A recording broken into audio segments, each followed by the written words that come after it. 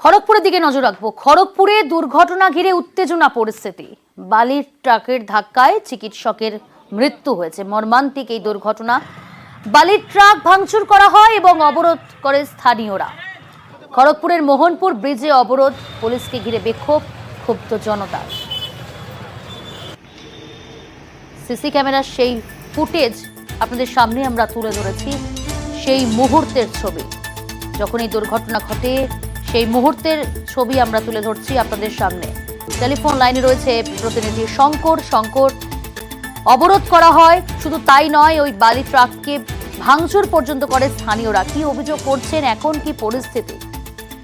দেখো, যেটা স্থানীয়রা এবং তার পরিবার যে দাবি করেছিল যে বালির যে ডাম্পার সেই পিছনে ব্যাক করতে গিয়ে তার মৃত্যু হয়েছে, তা একেবারে নয়। সেই ব্যক্তি ট্রাফিক সিগন্যাল দেখে চিকিৎসক সেখানে দাঁড়িয়ে পড়ে এবং পিছন থেকে এসে ওই বাইককে ধাক্কা মারে বলা যায় যে ডাম্পার, এবং যখন ওই ডাম্পারের তলায় ওই বাইক আরোহী চলে যায়, একেবারে পিছনে করতে গিয়ে তার মর্মান্তিক মৃত্যু হয় ওই চিকিৎসকের। যে সিসিটিভি ফুটেজ সামনে এসে তাতে কিন্তু তাই দেখা যাচ্ছে।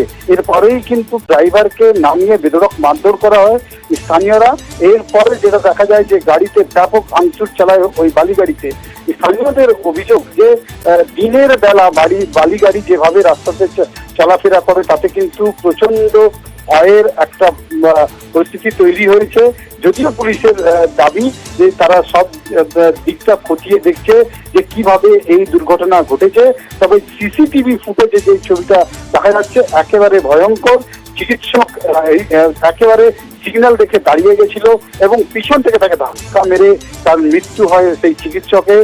আর এই জোরে বলা যায় যে একেবারে যে প্রথমে গাড়ি ভাঙচুর, তারপরে একেবারে মোহনপুর যে ব্রিজ সেটাকে আটকে দীর্ঘক্ষণ বিক্ষোভ, এবং যখন পুলিশ সেখানে পৌঁছায় পুলিশকে ঘিরে রীতিমতন তারা বিক্ষোভ দেখায় স্থানীয়রা, এটাই বলা যায় আর একেবারে। বেশ।